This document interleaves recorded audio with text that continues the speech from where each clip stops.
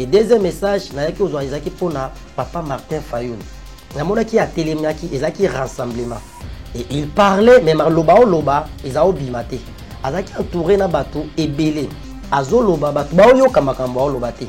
À tel point bateau balendi, babandi kolongwa pembe nae. Atika na bateau mokie. Dès na otu nanzambe, mais pourquoi namoni papa Martin Fayoul boy? C'est par là le Saint-Esprit Zoïb Sanga. Au monde bon, c'est quelque chose de les cadets spirituellement. Donc c'est-à-dire Martin Fayoul par rapport il y a crédibilité au Yazalaki nango. Par rapport il y a impact nango, impact au Yazalaki nango il y a akoki koloba batebele bayo qui peut basaleli yango azali sous son impact wanate. Azali sous son pouvoir wanate. Donc pouvoir na déjà ici et qui batebele bazali sous son confiance na été. Batebele bazali sous la crédibilité bazao pesa et ezali sous te. Et okuma natamo même bateau yo bazana na partie na e ba cadre zama taisinga bazolongwa pembeni na e. Donc c'est-à-dire na mboka oyo aozala susu na monopole olobate ke a convaincre bato. Donc eloko na déjà elongwe kati na e. Donc ye moko ateki yango.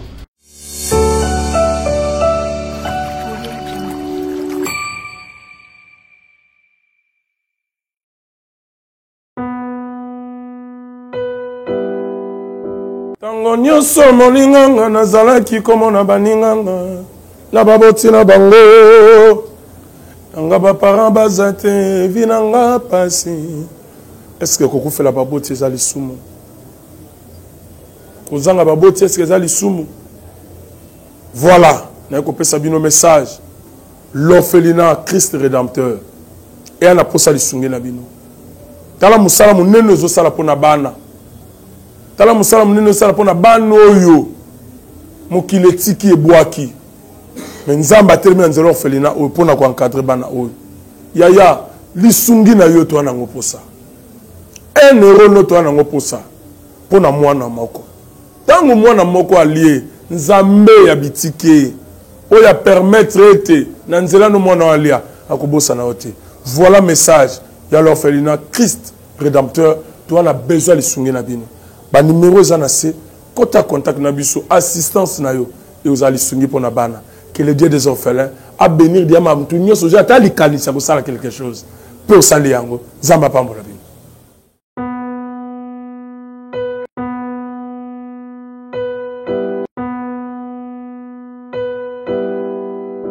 Merci Banakin, Bana monde entier. Maxi bien-être. Sougala café, logo na mêlé logo mais le logo est à ma bé. Il y a bien pour na panne technique mais ko sale la on ndenga ma bé te sale la ngo pona mama. Ba célibataire to lingi bino ate. So maka boma mokolo bala. Pourtant mzo ba produire ngo soute. Maxi bien-être yango yo. Lukango benga ndekonanga alendele ye mutu ayebi esika ko fournir yo autant que tu veux $35 et belé na kati sobo melika moko de jour bien mais hémorroïdes banini tout ça bilia lia vanda musala banini et réparer yo système ya break et réparer yo pe fonctionnement ya break de break donc et pe son fonctionnement ya bien to comme ba congolais toujours gagner ba match on va défaite. Pas technique en plein match, c'est pas bon. Zongela et loco. Nana c'est éviter de dire surtout ba pasteur, boningo mela. Boyawa. Bobenga bena alendele un numéro naé pour bobenga pour bozo loco. C'est important. Traitement poison anti-poison yango yo. Ne ba mususu mela ngo avant kende obima. O mela ngo. Ça 2 jours atabati le loco. Moi cuire mon corps c'est bon. Oyope anti-poisson. Donc, ce qu'on attend, ils ont la carte. Et l'on l'a. Alain de Mikolo somme. N'habité Mindela, on va payer Biloko. Pour Biloko, on va dire solo. Mikolo, va tirer à poisson à toi, famille, à toi, problème à moutoute, jalousie, car. Donc, va produire en wana, il y a anti-poison, oyopé anti-poison. Donc, benga Alain Dele, à partir naïe, à Ibneni, ou à Ozango. Nous amenons à Pambolabino. Mi bate lambo ke komi biete batwa komi na jalousie oyo tozo comprendre de souté bana mike bazo kufa mikolo bazo kufa ba otiana bana bébé ba poisson donc toujours zala nanti na ndengana ngana ndako, c'est bon. Que Dieu vous bénisse. On va rentrer dans Katia message parce qu'effectivement lui ce que les parce que vous allez un message à quoi adresser na chef de l'État et ba congolais au bazolanda parce qu'effectivement la situation qui traverse la RDC est une situation où ils allaient déranger le peuple congolais. Les Congolais en a besoin en tout cas changement et ça le plus vite possible et que les Congolais n'y ont surtout azwa kimia. Alors on va passer quand même un message. Quel est le message Oyo Ok, merci beaucoup papa Alain Dele. On a des messages à président et papa Abisso Martin Fayoulou. Et premier message, accord. J'ai eu aussi le temps de prier pour ça. Pendant Nazaro Sambila, namoni ba Congolais, bazaki bazolela. Presque ba Congolais partout dans le monde, bazaki bazolela. C'est par là na banjo Sambila na tout mais pourquoi na Sambila, namoni ba Congolais barolela. C'est par là Nzamba Zoïb Sanga Yebisan, président de la République, qui a avertir que accord Oyo Azolinga signé na ba américain. Nzambe naza contre l'accord wana. Nzambe na lingi yangote. Nzamba vina yebisa président de la République accord Oyo Azolinga signé na ba américain. Nzambe a lingi yangote. Nzambe a lingi yangote parce que accord wana ezala pona bénéfice ya ba Congolais te. Eza pona intérêt na bango, eza pona kote kamboka balingi bayi bamboka na biso. Nzamba lobi a averti président de la République a signé accord wana te na ba américain. Nzamba za contre yango parce que bango mo ba américain nzamba zo nzamba déjà a pesi bango mu Congo. Nzamba a pesi déjà Amérique mu Congo. Et président Soki a insisté to a tie mutu makasi ko signer accord wana et tant que Congolais bakolela nde na mona na message baolela kolela wana ekomi pa ya Nzambe pe ekopesa Nzambe kanda et kanda ya Nzambe ekokita likolo ya président de la République ainsi que sa famille. Nzambe aboyi accord wana. Nzambe apesi yo avertissement mokonzi ya mboka Nzambe alingi yango te donc kata ko signer accord na ba américain te soki a s'entêter au signer yango. Et kanda ya Nzambe ekoko ya likolo na yo ainsi que ta famille pour la souffrance ya peuple kolela peuple tambo lela Nzambe akosidika pe akofrapper yo ainsi que ta famille parce que Nzambe boyi accord wana ba américain pour ba américain Nzambe déjà pesi bango mu Congo. Or mboka na biso ezokende déjà na temps ya délivrance pe ya bénédiction na yango et Nzambe lingi accord wana te oyo kozongisa mboka sima kwani zaki message ya liboso pona président de la République, Papa Fati, Isaki Yangwana. Et deuxième message, Nayaki Ozo Isaki Pona, Papa Martin Fayoulou. Namona qui a télémiaki, Isaki rassemblement. Et il parlait, mais Loba Loba, Isao Bimate. Azaki entouré na bateau et belé. Azo Loba, bateau, Baoyo Kamakambo Lobate. À tel point, bateau Balembi, Babandi Kolongwa, Pembe Nae, Atika na bateau Mokie. Nde na otu nanzame, mais pourquoi Namoni Papa Martin Fayoulou boy? C'est par là le Saint-Esprit Zoïb Sanga. Au monde bon, c'est quelque chose de spirituellement. Donc c'est-à-dire Martin Fayoulou par rapport il y a crédibilité au Yazalaki Nango, par rapport il y a impact au Yazalaki Nango ya akoki koloba batebele bayo kepe basaleli yango azali sous son impact wanate azali sous son pouvoir wanate donc pouvoir na déjà ici et qui et comme atamoko abanda oloba batu ba ondima suma loba na ete donc ndenga komi wana mingi abanda oloba batu ba ondima suma loba na ete par rapport ndenga zaki auparavant ya onzamba singa omoni era oloba malobezo bimate. C'est-à-dire batebele ba bimise na mitema batebele bazali susu na confiance na été batebele bazali susu na crédibilité bazao pesa e ezali susu te et okuma na tamo même bato yo bazana na partie na e ba cadre zama talisinga bazolongwa pembeni na e bazolongwa parce que azali susu crédible te donc c'est-à-dire na mboka oyo aozala susu na monopole olobate ke a convaincre bato donc eloko on a déjà elongwe kati na e donc yemoko ateki yango. Donc c'était ça le message que Nazwaki pour Nambo Kapé, pour na papa Martin Fayoulou, ainsi dit l'Éternel. Alors, prophète Guélor, une question. Oui. Et déjà, tu as ce message, cette question est liée à Moto. Ce qui est là, accord, ils allaient signer, au lobby que ils allaient voir de Dieu et Seigneur te va signer accord. Ce qui au cas où les loba accord on va signer. nini ozomona pour la partie est parce que bande comme ça est va souffrir on a besoin de kimia est-ce que bakotika la kana situation wana tout makambo ko s'empirer lisusu tout makambo eko changer. Oui, par rapport à message on a pas parlé des zambalobaki déjà Nzambe a interdire et accord. C'est-à-dire Nzambe on a déjà qui est pour le bénéfice il y a ba congolais pour la bande découper ya STT parce que objectif selon Nzambe objectif il y a accord wana ils ont mis intérêt il y a ba américain et non il y a ba congolais et la souffrance il y a est accord wana ici sa souffrance wana te une solution il y a est ils ont la bisumoko a na Congo d'abord c'est bisomo na Congo de bisomo en Afrique ils ont ba américain te et ba américain ba ça la bon intérêt na bango tout ce qui se passe ne même ba to ba okufa na est pour na ba américain lo bila bango elote ba pe na société prévané ce que zaki so toujours na mnoto banda ko pesa ba sanction et lo ni salama na est plus de 3 mois plus de 4 mois ba sanction mais les gens meurent toujours donc c'est-à-dire accord wale da pour intérêt na bango ba na posa ba yibande mboka donc c'est-à-dire to lo ba mingi mboka c'est-à-dire richesse ya mboka et qui ne mingi pas na bango et non peuple ba bénéficier na donc ba pe bande ko na biso est pour na ko wana ils ont bénéfice moko malonga ils ala wana na quantité donc voilà un peu ça. Ok, merci beaucoup. Alors on va prendre la deuxième partie. Généralement les alliés partie permettent toujours quand même à la droit à s'exprimer pour transmettre ce message dans quatre il y a des détails un peu plus colléca. Merci beaucoup. Merci beaucoup peuple dédié pour la deuxième étape nabiso avant na ko taper la deuxième étape tangena pisa message nous avant exhortation. C'était toujours pendant que je priais. Je fait comme ça parce que Nzamba lingi et les kabondingi zo les kan émission. Pendant que ça prier, namona ki deux camps ya basi. Namoni na camp mususu, il y avait des femmes on est à Libanda ya mboka, Europe, Amérique, partout, bao bazali banda ya mboka. Bazaki na kan o bazaki bazolela. Namoni na kan musuko to namoni pe basi ba maman ba jeune fille ya Afrique, donc Afrique mobimba. Bango bazaki bazo sepela makasi. Et na katikati na bango, il y avait des hommes. Les hommes bazali banda ya mboka, Amérique, Europe, Asie tout. Bazaki na katikati entre basi ba groupe basi ya mibale.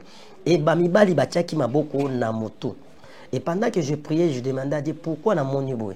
C'est parlant Nzamba zo bisanga omoni basi oyo ya Afrique nde ba osepela. Ba oyo ya libanda mboka ba olela, c'est-à-dire eza makambo basi oyo ya Afrique ba osala basi ya libanda ya mboka na ba mabala na bango. Na tout Nzambe c'est comment? De parlant Nzamba zo bisanga les Africains ya basi bazo kota na bandako ya molili. Bazo kota na bandako ya nganga pona kokanga ba mibali ya poto toto bande to bananga la mibali ya poto ya libanda ya mboka. Bazo saila bango ba kisi po ba troubler ba foyer na bango.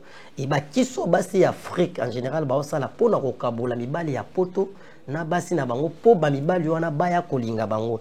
Yango moni bango bazo sepela et ba mibasi ya poto bazo lela. Donc bazo sala ngo po ba tia ba troubler na ba foyer ya baso bazana poto et baso ba banda kolela mibali na bango zambazo bisango moine mibali batima boko na moto c'est-à-dire na début ya ba relation nde ba banda kota ba kisi so bazwi mibali wana relation e banda ozala malamu mais baso na soki bazuka ke loko bazoluka et bakubanda ko kima mibali wana yango moni mibali batima boko na moto bazolela zambazo bisanga basi ya poto fo busambela mingi so ba ozali banda boko bosambela mingi pona ba foyer na bino bosambela mingi pona ba foyer na bino pe bibali bozala prida bosambela il y a des groupes ya baso bazokota bandaka ngapo bakabola ba foyer na bino nzamba zo bisanga après yango ba mibali mingi ya libanda mboka ba banda kolela et ces derniers temps mikolo to kota nzamba zo bisanga beaucoup remarqué que ba foyer belé ya libanda mboka kokota ba trouble Izaba kisi basi bosambela pona mibali na bino ezamba esinga même ba OPDG komela ki bango ba trouble côté na ba foyer ezana orientation to directive nzamba pesa ki pe ba o non ba désordre côté te ezaba directive nzamba pesa ki mais na média to ko ba directive te po ba nguna ba koyoka ba ko changer stratégie yo oyebi de foyer ne kota ki trouble obali akende komelie bongo obenga biso CTV couper sur l'orientation de directive pour nous rebondir foyer na yo. Yo pe on a le comité ya toujours il y a une directive pour Nzamba lobaki. Donc ils ont message au Nzamba pesa kinga pour la bande ko bazali banda pi ba o. Et bino pe o bozo sala trouble pour nous kabola ba foyer ya bato. Nzambe akokutana na bino. C'est que l'homme aura semé, il les moissonnera. Parole du Seigneur. Nzambe azolo kumu nzambe neto la sans plus tarder tozo les kan exhortation na biso thème na biso toni to levela lelo ezali si les cris de la foi. Le cri de la foi. Sans plus tarder, bien aimé dans le Seigneur, nous comptons na makomi na Nzambe, Marc chapitre 10, le verset 46. Toujours le thème na biso ezali les cris de la foi. Yo ozo landa biso bien aimé dans le Seigneur, ça là vraiment attentif, thème na biso ezali les cris de la foi. Ah, merci Bacheli biso kuna na écran, tozo tanga makomi na Nzambe. La Bible dit, il arrivait à Jéricho. Et lorsque Jésus a sorti avec ses disciples et une assez grande foule, les fils de Timée, Baltimée, mendiant aveugle, étaient assis au bord du chemin. Il entendit que c'était Jésus de Nazareth et il s'est mis à crier, « Fils de David, Jésus, aie pitié de moi. » Plusieurs les reprenant pour les faire taire, mais il cria beaucoup plus fort, « Fils de David, aie pitié de moi. » Toujours continuer 49. Aie pitié de moi. Jésus s'arrêta et dit, appelez-les. Ils appelèrent l'aveugle en lui disant, prends courage, lève-toi et il t'appelle. 50. L'aveugle jeta son manteau et s'éleva d'un bout, vint vers Jésus. Jésus prenant la parole lui dit, que veux-tu que je te fasse, Rabouni? Lui répondit l'aveugle, que je recouvre la vie. 52. Et Jésus lui dit, va, ta foi t'a sauvé. Aussitôt, il couvrirait la vie et suivit Jésus dans les chemins.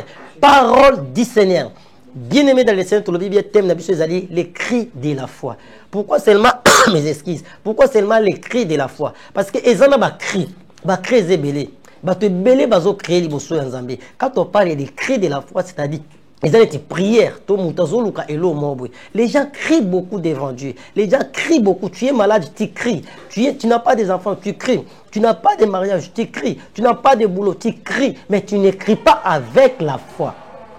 Le problème, c'est la foi, les cris de la foi. Ici, bien aimé dans le Seigneur, quand j'ai médité sur ça, lorsque nous avons appelé ça un témoin, on dit, mais ces jours-là, lorsque Jésus a quitté Jéricho, il y avait aussi beaucoup de gens qui criaient. Je ne crois pas que ces jours-là, c'était seulement Baltimée qui criait. Prévenez, lorsque foule les a déjà belé, bazala kana bakri. Mais batunyoso bazala qui criait na foule, bazala qui na fouaté. Et ça qui différence c'est cela qui entre crié à Baltimée na ya batouana parce que Baltimée avait crié avec la foi. Baltimée ne voyait pas. Mais les gens qui étaient avec Jésus, ils voyaient parce qu'ils marchèrent. Mais Baltimée, il était aveugle. Il n'a jamais vu Jésus, mais il avait seulement entendu que c'était Jésus de Nazareth qui passait. Et il a crié avec la foi, les cris de la foi. Jésus, fils de David, aie pitié de moi. Il a crié avec la foi, aie pitié de moi. Et la Bible dit, bato bazaki pembeni wana, bakangisi munoko, tika makelele. Ok, bango pe bazoti makelele. Et la Bible dit, Baltimée a crié plus fort. Jésus-Christ, fils de David, aie pitié de moi. Jusqu'à tel point, il y a soyo qui crie, il y a Baltimée. Ayo qui ont bimina condiment. Parce qu'il y avait aussi des gens qui criaient. Jésus a dit, bayekoli, bobenga yaya. Et, bayebisi, prends courage, maître azobengayo, aboua qui manteau. Il est venu vers Jésus. Et Jésus a dit, que veux-tu que je te fasse? Abi Raboun, que je couvre la vie. Pendant qu'il parlait de tout son cœur, avec la foi. Il avait crié. Il avait à la foi en lui que quand je vais parler, Jésus est capable de donner la solution pour le problème. Malheureusement, aujourd'hui, il y a beaucoup de gens qui prient, il y a beaucoup de gens qui crient, mais ils ne crient pas avec la foi. Quelqu'un qui est malade, qui crie que Dieu guérit-moi, lui-même commence à dire, est-ce que cette maladie, est-ce que Nzamba obi qui s'engaille? Les cris de la foi. L'âge est avancé. Mais est-ce qu'il a 40 ans? Est-ce qu'il a 50 ans? Est-ce qu'il a 60 ans? Est-ce qu'il a 70 ans? Je peux encore avoir des enfants. Na côté déjà dans l'âge de ménopause. Qui t'a dit qu'au côté dans l'âge de ménopause? Et ça, l'âge de ménopause, tu marques la foi. Tu cries, mais il n'y a pas la foi. Je sais, couvre la vie. Avec que je couvre la vie. Et la Bible dit en l'instant, Baltimée a monaki. Qu'est-ce qui fait que Baltimée a monaki? La foi aux Zaki Katinaye. La Baltimée avait la foi et il a crié. Et Jésus a entendu la voix de Baltimée avec la foi. Il a appelé Bartimée, il a donné la solution. J'aimerais dire à quelqu'un, toi qui me suis maintenant, quel que soit ton problème, quelle que soit la durée à l'ikamnayo, même si tu es malade, ils ont la sida, ils ont la mbassou, appendicite, toutes sortes de maladies bien aimées dans le Seigneur. Si tu cries avec la foi, ou soit si tu t'approches devant Dieu avec la foi, Dieu est capable de te guérir. Car la Bible dit, rien n'est impossible à Dieu. Bien aimé, quel est ton problème? Même si aux hommes déception à l'ibala, baloba que la famille batu babala te, bangrosa kaka, ba déception, l'âge est avancé, la bengyo grande sœur ya quartier à balakate, bien aimé dans le Seigneur, laisse-moi te dire ceci, ceux qui ont crié avec la foi, quelle que soit la situation nayo, quelle que soit ta famille, quel que soit l'âge est avancé, quelle que soit beauté nayo, Dieu va te donner ce que tu cherches comme les mariages, bien aimé dans le Seigneur, même si baloba que mikanda, ezo bimate, bien aimé dans le Seigneur, si tu cries avec la foi, Nzamba osala, que yoba opesa yo, même si tu n'as pas d'emploi, même si moussala ezate, tu souffres, laisse-moi te dire ceci, n'est-ce pas la Bible dit, les précieux trésors que Dieu a donné à l'homme, c'est l'activité, bien mais ce qui te manque à toi, et ça moussalate, mais tu n'as pas la foi, tu n'as pas la foi, au monde bato bazwa misala net balekio, au monde bato bazwa misala pour bazana ba relation, tu te poses des questions. Est-ce que nga na ozo musala ya bien nga yo nazana ba relation te nga yo famille ba buaka nga yo natanga mingi te qui t'a dit que pose musala il faut zaka na relation ya mokilo qui t'a dit que pose musala il faut zala kako tanga mingi. Oui, je ne suis pas contre les études, mais j'aimerais te dire ceci, ce qui manque à toi est un niveau d'études na yo te et ça ba relation zangité et ça que tu n'as pas la foi. Mais tu n'as pas la foi. Au quotidien, tu as battu belé, battu souba zuba on a est-ce que ngande bakozwa te yoza batu wana te yoza mutu mususu eza lokola bati mais bati na mona ki batu ba ole kana Jésus batu bazao ganga ayoka ki ko ganga na bango talobi non malgré tout bango pe ba oganga ngana za na problème na bango te situation na ngeza ke na mona na oganga nde ye moko Christ ayoka pitié de moi bien-aimé, quel est ton problème? Instabilité dans le couple, instabilité dans ma frère. Tu dois avoir la foi que cette fois-ci, même si hier j'avais échoué, cette fois-ci je n'échouerai jamais. N'est-ce pas, la Bible dit la vie et la mort sont au pouvoir de la langue, ma bien-aimée, ma sœur. Même si mon bali a des voix qui accueillent, mais tu dois avoir la foi. Même si moi je suis au divorce, qui m'a camboisé ma bé, tu dois avoir la foi, les cris de la foi. Les cris de la foi. Même si bana batou sous ma béba, yo le bati bana na laba ko béba te, mes enfants réussiront. Même si ma béba qui déjà, cette fois-ci, ozoba que je me lève pour la délivrance à bana nanga. Ataba zanga ki maele cette fois-ci, ba ozo maele. Ataba zanga ko ba te ba ko bala. Cette fois-ci, batima yo kane batu ba le kaka. Mais cette fois-ci, je dois crier avec la foi. Que Jésus yoka. Les cris de la foi. Va dans la vie, baby, les cris de la foi. Maman, papa, tu dois te lever. Dès ton pour le message, Moutumoka baby ça libala nao, libala les alakiayo, le lozo souffrir na bana, le lomo bala kei, le lomo sa kei ba tu trouves vos kaboni, les cris de la foi, crie. Cette fois-ci, Zamba ko réparer en haut, il s'appelle les réparateurs des brèches, les frères de chemin. À Fongolanzela, même ici, quand même si Vineux a un blocage, même si rien ne marche, les cris de la foi, Zamba à Fongolanzela. Quel est ton problème, bien-aimé dans le Seigneur, toi qui me suis? Maman, papa, ne commence ton bal. Là où nous venons de lire dans le livre de Marc, chapitre 10, verset 46, au Kititnacé, et c'est qu'il est sur la Baltimée. Baltimée, c'est qu'il a un problème aveugle. Mais pendant que je parle, je ne m'adresse plus à Baltimée. Parce que Baltimée doit y avoir un miracle. La Bible est comme la Bible, pour Bisso, tout le monde que rien n'était possible à dire. Le même Jésus-Christ qui avait guéri Baltimée, il est le même Jésus que nous vous annonçons. La Bible dit dans le livre de Hébreux, chapitre 13, verset 8. Jésus-Christ est le même hier, aujourd'hui et éternellement. Le même Jésus qui avait guéri Baltimée. Il est le même Jésus qui va te donner le mariage. Il est le même Jésus qui va te guérir dans ton maladie. Il est le même Jésus qui va te donner le boulot. Il est le même Jésus qui Yobota. Il n'a pas changé. Les coups de la foi. Batima leki. Batima le zayon de comment sozolela. Batima le zayon mamozolela. Batima le zayon de comment bali ozangi musala, ozangi mukanda. Ozangi mabota, ozangi libala, ozangi kimia, problème les anines, les cris de la foi. Bien-aimé, si tu as la foi, mon numéro c'est plus 243, 85, 41, 59, 230, plus 243, 85 41 59 230. Appelle-moi pour la prière. Moi, j'ai ma foi et j'ai l'assurance. Je sais que rien n'était possible à dire. Bien-aimé, on va prier. Quel que soit ton problème, le Dieu de la Bible. Solution. Je dis bien le Dieu de la Bible. Le Dieu créateur, pas moi, le Dieu créateur. Mais à travers son serviteur, on va prier. On va prier. Dieu va te donner la solution. Problème des anines. Ozobo tate, babi obo tate, l'âge de ménopause, bakatoy ba trompe. Non. Dieu est capable à réparer. Baba les oyate, il est capable. Bana bazobongate, aza capable. Moussala, ba faire, bien aimé. Cette fois-ci, crier avec la foi. Zamba pambola bino bien aimé dans les Seigneur.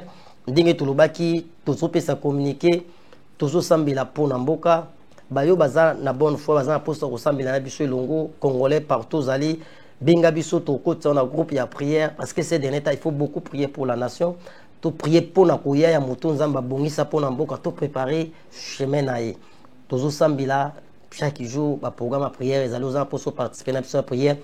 Benga biso toko kotisa yo yo poza posa ba orientation ba directif benga toko yamba yo na ba epe baza posa ba soutenir mosala o tozo senga lisungi na bino premièrement par la prière vous en obligé ya kosunga biso na ba prière parce que nous sommes bah, objet à menace d'une manière ou d'une autre, physique, spirituelle, tout consort. Et bon, on est bah, poison à chaque fois on nous empoisonné. Mais ba prière na bino ekobom babiso parce que za makambo belé toujours ba te belé zo se pesa bangote bo sunga biso na prière na ba pe baza pour makoki bo sunga biso poto propager l'évangile. L'évangile c'est gratuit mais l'évangélisation ça demande de l'argent. Pour passer comme ça il faut avoir de l'argent. Média bato bazo ba ke ba pesa biso moté biso ne to futa ka eza chaîne commerciale to toza posa li sungi na yo pona musala oye kinde liboso sokolo pe soutenir biso numéro za na benga Dieu ne manquera pas de vous bénir. Na ba union sope tozo sambela pona bango nzamba pambola bino la Bible dit c'est que l'homme aura semé les moissonnera lokola boza souci ya mboka prier nzambe akofuta biso nzambe apambola bino soki Yesu Christ azongite to komona na mbala sima numéro za c'est plus 243 85 41 59 230 benga pona la prière pona ba orientation viens avec ta foi na problème na yo nde tolobaki na bato bazala mabala na poto basipe mibali do benga to kopesa bino ba orientation ba directive pour stabiliser surtout aux ali ba foyer na bino Zambi a pambola bino to suki wana. Merci Banakin, bana monde entier. Maxi bien-être. Sougala café, logo